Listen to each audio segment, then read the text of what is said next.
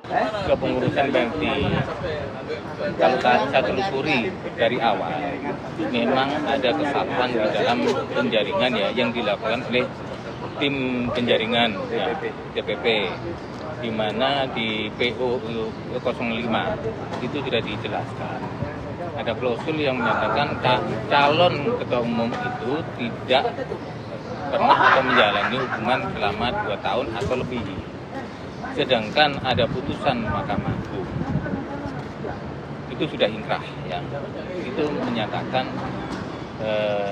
beliau itu pernah di NH ini pernah dijatuhi hukuman pidana penjara selama 2 tahun dan kena denda sebesar 30 juta subsidiar 6 bulan.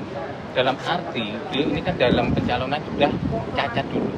Kenapa dulu dalam tim TPP itu sudah dipaksakan untuk dicalonkan, itu yang pertama.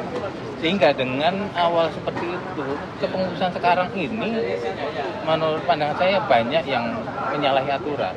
Contoh, ada SK yang terakhir ini kalau nggak salah ada SK dari NTT. NTT itu di konsideran itu adalah kan ada pergantian pengurus. Di konsideran itu saya baca berdasarkan rapat pengurus ya. Yang kedua, ada usulan dari surat dari PLT. Sedangkan saya tanya langsung ke sana, apakah ada surat dari pernah rapat mengadakan? Di NTT itu nggak pernah rapat. Sedangkan yang di sini yang saya tanya itu memang ketuanya. Kenapa ada pergantian seperti itu?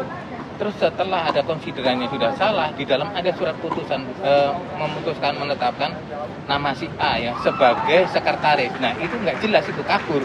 Dalam arti sekretaris itu sekretaris pusat lah, provinsi atau kabupaten, sehingga itu menurut saya SK-nya itu kabur, nggak bisa diberlakukan. Itu contoh. Tapi beliau-beliau itu ada yang dalam pengurusan itu, kalau kita berikan pengertian secara hukum, beliau itu malah nggak menerima, malah menyerang balik. Ada apa dengan saya? Saya orang hukum, tahu aturan seperti ayolah marilah kita benahi. Kalau memang saya salah siap kok saya juga dikritik. Jadi kita mulailah kita aturan. Nah, berikut sekarang ini juga gitu. Kalau tidak ada kekompakan dengan pusat, tahu-tahu langsung dikeluarkan surat SK pemecatan. Sedangkan kekuatan di provinsi itu ada di provinsi dan kabupaten. Dan kewenangan memecat itu apa? Ada kewenangan di pusat. Dan itu menurut saya yang bisa menurunkan itu adalah yang dari kabupaten. Contoh mengadakan munaslup dari tingkat kabupaten, bukan yang dari pusat itu menekan ke bawah. Dan kita jujur aja, kita tidak ada perintah dari atas langsung perintah dari ke bawah, itu nggak ada. Jadi kita menjalankan sendiri dari provinsi. Jadi diminta ya ada sinergitas lah dari bawah, nanti kalau ini nanti ujungnya ke provinsi, ke pusat. Kalau untuk pengurus Bapak sendiri, apakah menghendaki digelarnya munaslup? Kalau kebetulan saya mendapat SK, ini ya saya juga timbul tanda saya. Saya baru memang alami seperti ini karena saya mengalami sendiri di tahun 2024 kemarin.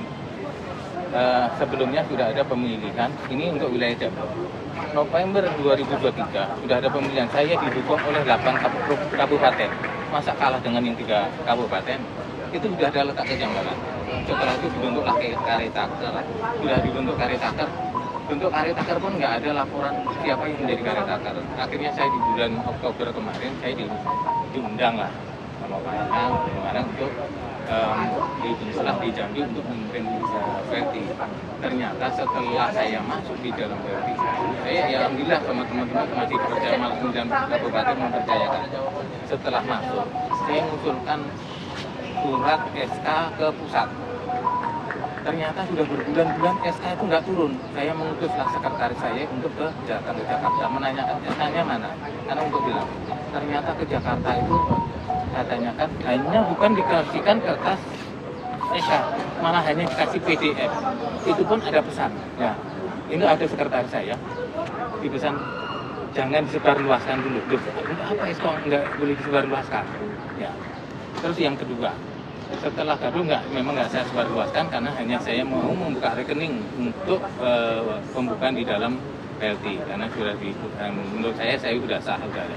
Ternyata sampai bergulir SK itu juga nggak keluar di pertengahan Januari kemarin, karena ribut itu di dalam pengurusan itu ditanyakanlah untuk Provinsi Jambi. Bagaimana Provinsi Jambi untuk pelaksanaan pelantikan saja. Provinsi Jambi dalam keadaan bingung. Yang pertama, SK sudah diusulkan lama, tidak turun-turun.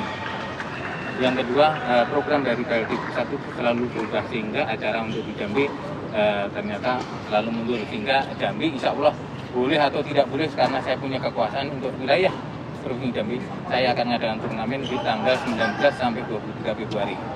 Dan hanya dalam waktu setelah saya menyampaikan di dalam forum, ternyata 5 menit kemudian saya dikirimi SK.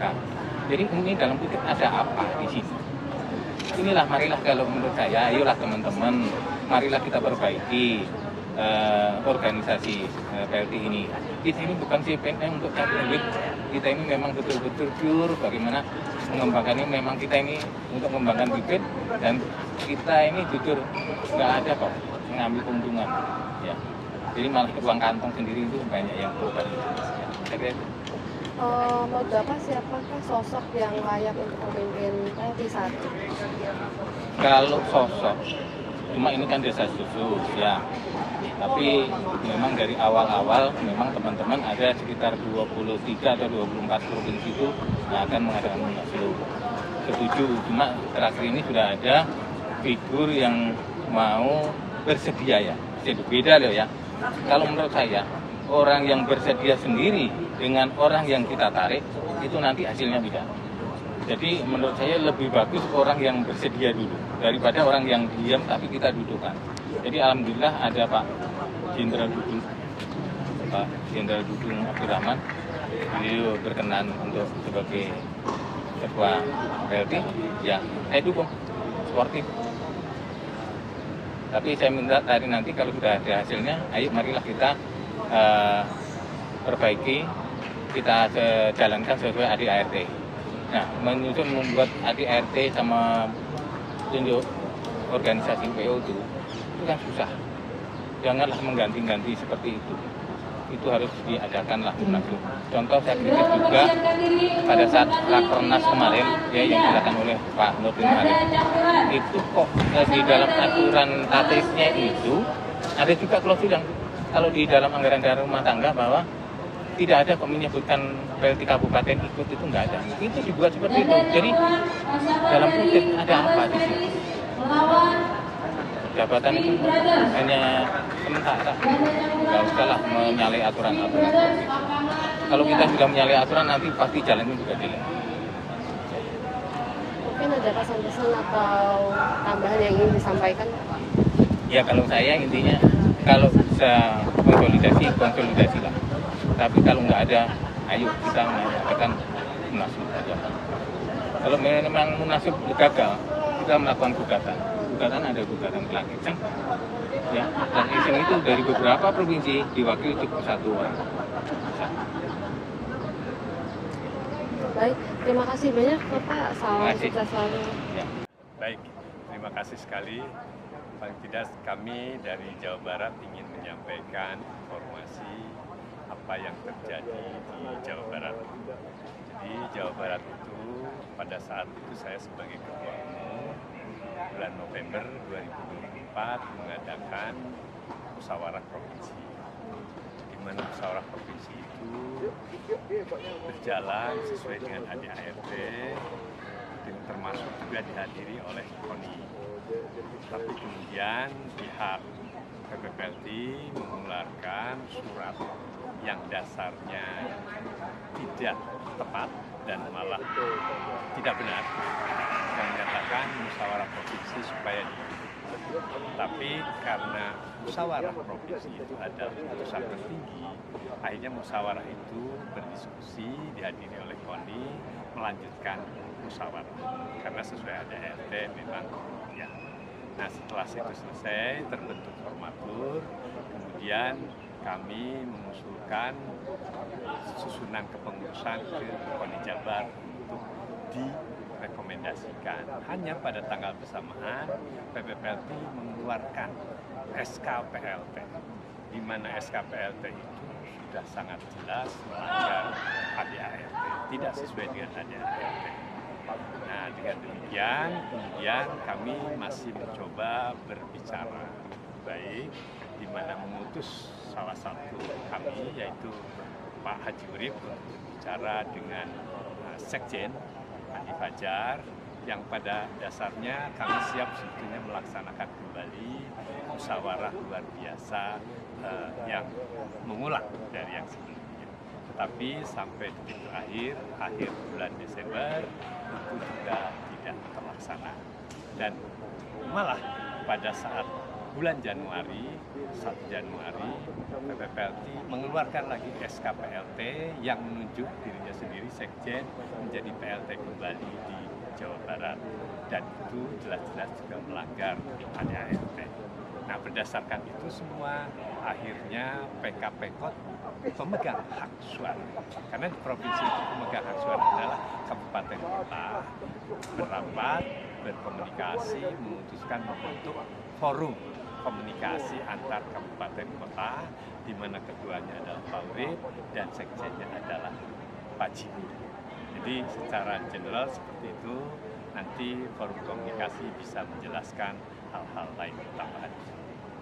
Oke, baik. Lalu harapannya untuk PLT Jawa Barat sendiri bagaimana, Pak? Ya, monggo. Saya kira dari forum Baik, lebih bagus. baik, terima kasih. Saya dari Forum Komunikasi, Pemkab dan juga Pemkot PLT se-Jawa Barat.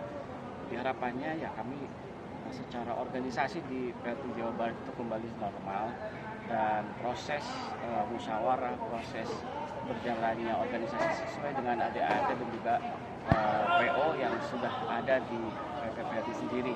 Jadi kami mengikuti apa yang seharusnya sesuai dengan aturan. Nah, saat ini posisi kondisi status di pengurusan PLT Jawa Barat sedang mengalami kekosongan, karena secara SK pengurusan sebelumnya Pak Prof. Wawan sudah selesai sampai dengan tanggal 31 Desember 2024 kemarin, dan saat ini juga memang beliau adalah salah satu orang yang ketua terpilih di Musprov tanggal 9 November 2024, dan kami mengusung tetap ingin mempertahankan itu karena kita sudah sesuai dengan aturan dan ADART-nya. Itu mungkin. Baik, saat ini mungkin datang juga untuk mendukung Munaslup begitu, apa benar? Ya, berarti PLT Jawa Barat sendiri juga menghendaki adanya digelarnya Munaslup. Iya. Ya, terima kasih. Saya dari Forum Komunikasi Lintas Kabupaten dan Kota menambahkan PLT Jawa Barat insya Allah mendukung Munaslup tahun ini. Itu aja. Siapa menurut Bapak sosok yang layak untuk pemimpin PLT saat ini? PLT Pusat, Iya. Pak Jenderal Dudung Abdurrahman. Mengapa menurut Bapak beliau layak untuk pemimpin? Karena beliau itu pertama ya hobi di tenis dan mungkin komitmennya tinggi. Mungkin ada pesan-pesan atau tanggapan yang ingin ditambahkan? Ya, Pasangan dari nanti tinggal dipotong aja. Ya, oke, pesan-pesan ya dari kami dari selaku pengurus PLT Pemkab Pemkot se-Jawa Barat, tentunya ingin memperbaiki kondisi organisasi di PLT Jawa Barat sehingga pembinaan prestasi olahraga tenis lapangan di Jawa Barat akan berjalan kembali dengan normal, karena kita memperjuangkan atlet-atlet yang berjuang berlatih setiap hari, dan mereka tanpa lelah, juga pihak-pihak yang berjuang untuk kepentingan olahraga tenis ini sangat banyak. Dan kami ingin betul-betul memperbaiki kondisi organisasi dan juga pembinaan prestasi di Jawa Barat. Baik, terima kasih Bapak, salam sukses. Sama-sama.